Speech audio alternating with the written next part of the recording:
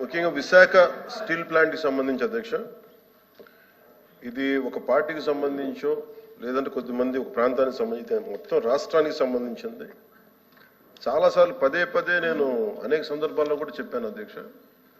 ఇది చాలా భావోద్వేగం, చాలా త్యాగాల మధ్య నడుమున వచ్చిన స్టీల్ ప్లాంట్ అధ్యక్ష.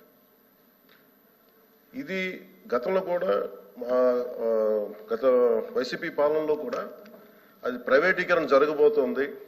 ఆ రోజున మన మంత్రి గారు చెప్తున్నాడు, అచ్చెన్నాయుడు గారు చెప్తున్నాడు, ఎందుకు ఆ రోజు ధర్నా చేశారు, వీళ్ళందరూ ఎందుకు వచ్చారంటే దానికి ఆ సమయంలో జరిగింది ఏంటంటే కొంతమంది కార్మిక సంఘాల నాయకులు కూడా ఎయిర్పోర్ట్కి వెళ్ళి అప్పుడు ముఖ్యమంత్రి గారు చెప్పిన మాటలు ఏంటంటే మేము దీన్ని కొంత భూమిని అమ్మేస్తాం మీకు ఇస్తామని చెప్తే అది నిర్వీర్యం చేయడానికి వాళ్ళు ప్రయత్నం చేస్తే మేమందరం అడ్డుకున్నాం అధ్యక్ష, మా అందరితో సహా.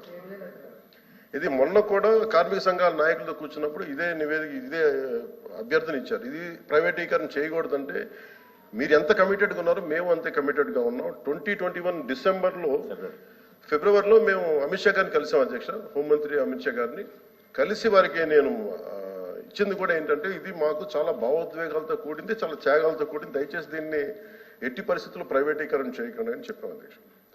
అలాగే మీరు గతంలో కూడా 2019-14 ఆ సమయంలో డ్రెడ్జింగ్ కార్పొరేషన్ ఆఫ్ ఇండియాను కూడా దాన్ని ప్రైవేటీకరణ చేస్తామంటే మేమే ముందుండి దాన్ని ఆప్ చేసాం అధ్యక్ష.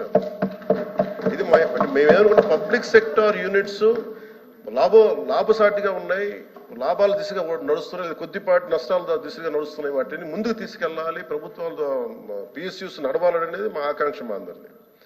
When it comes to Vizag steel plant, we are extremely committed not to privatize. ఇది మా అందరి కమిట్మెంట్ అధ్యక్ష. అలాగే దీనికి ఇందాక మంత్రి గారు చెప్తున్నట్టుగా దీన్ని రన్ చేసే ఇష్యూస్లో చాలా లోపాలు ఉన్నాయి అధ్యక్ష. దాన్ని స్కిల్ని ఎన్హాన్స్ చేసుకోవాలి, దాన్ని కొంత పెట్టుబడి కావాలి, దానికి కొంత క్యాప్టివ్ మైండ్స్ కావాలి, లాట్ ఆఫ్ ఛాలెంజెస్ ఉన్నాయి. ప్రతిసారి నేను కార్మిక సంఘాలతో కూడా ప్రత్యేకించి ఈ మధ్యన ఒక 4 రోజుల క్రితం కూడా మాట్లాడడం జరిగింది అధ్యక్ష. వాళ్ళు కూర్చోబెట్టి దానికి సంబంధించి మీరు ఒక సమగ్రమైన ఒక కార్యాచరణ ఇవ్వండి మాకు, మీరు వస్తే నేను కేంద్ర ప్రభుత్వం నేను ప్రత్యేకించి నేను కూడా నాకు సంబంధించి నేను కూడా తీసుకెళ్తాను తెలియజేస్తున్నాను అధ్యక్ష. So we are extremely committed not to private this. I hope you are all satisfied. Okay, LOP గారు.